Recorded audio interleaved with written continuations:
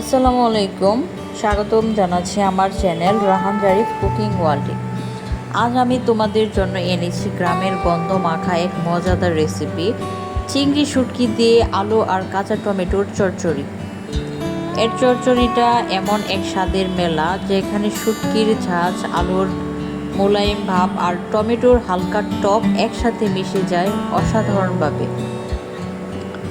গরম ভাতের সাথে একবার খেলেই বুঝবে আসল স্বাদ কাকে বলে।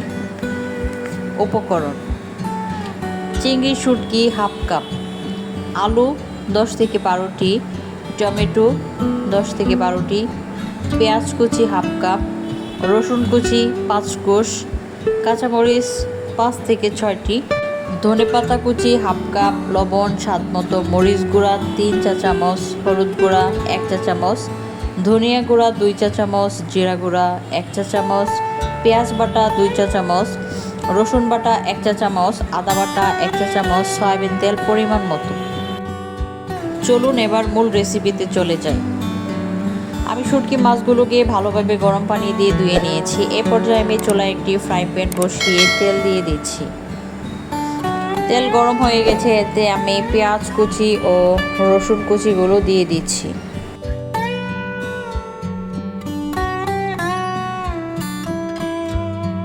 পেঁয়াজ ও রসুন ব্রাউন হয়ে গেছে, এখন আমি লবণ, সবগুলো গুঁড়া মশলা, সবগুলো বাটা মশলা দিয়ে দিচ্ছি।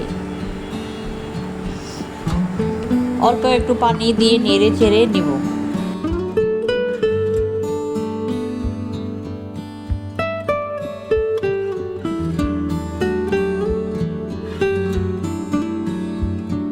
চার থেকে 5 মিনিট রান্না করে মশলা কষিয়ে নেব।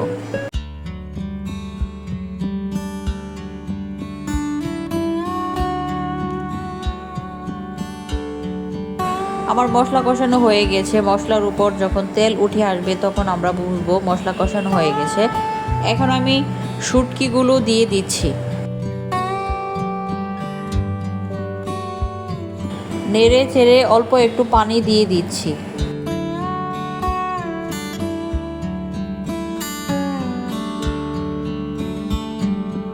এখন মাছগুলো কষানোর জন্য ডেকে দেব 5 থেকে 6 মিনিট।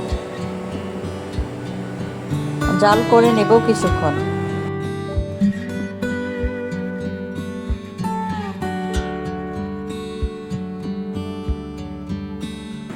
আমার মাছ কষানো হয়ে গেছে, এখন আমি আলু আর টমেটোগুলো দিয়ে দিচ্ছি।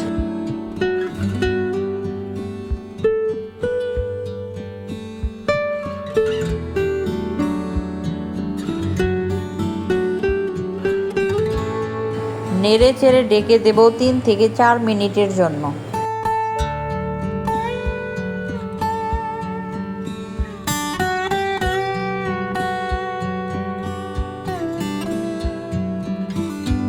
ঢাকনা খুলে এখন সেদ্ধ হওয়ার জন্য পানি দিয়ে দিচ্ছি।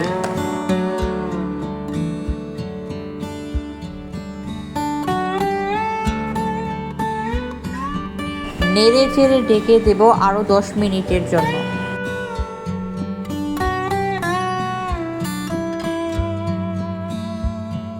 ঢাকনা খুলে নেড়ে চেড়ে কাঁচামরিচ ফালি দিয়ে দিচ্ছি।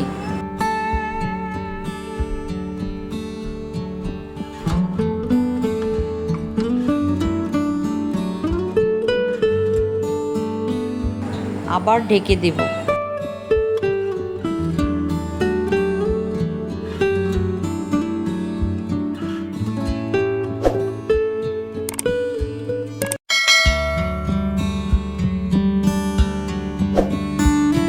ঢাকনা খুলে ধনেপাতা দিয়ে নেড়ে ছেড়ে নেব।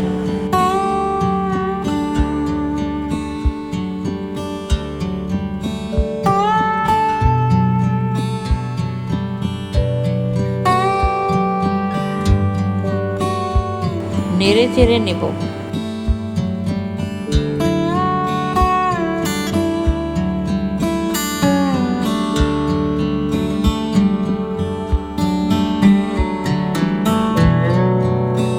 এখন আমি নামিয়ে ফেলবো। আমার রান্না করা শেষ।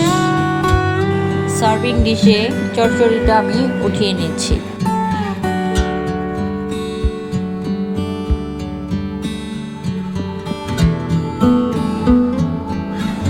এখন গরম ভাতের সাথে পরিবেশন করব। আমার চ্যানেলের ভিডিওগুলো যদি আপনাদের ভালো লাগে তাহলে লাইক, কমেন্ট এন্ড শেয়ার করবেন। চ্যানেলটা সাবস্ক্রাইব করে পাশে থাকা বেল আইকনটাতে প্রেস করে রাখবেন, যাতে পরবর্তীতে নতুন কোনো ভিডিও দিলে তার নোটিফিকেশনটা আপনারা সাথে সাথে পেয়ে যান। দেখা হবে পরে নতুন কোনো রেসিপিতে। সেই পর্যন্ত সবাই ভালো থাকবেন, সুস্থ থাকবেন। ধন্যবাদ সবাইকে।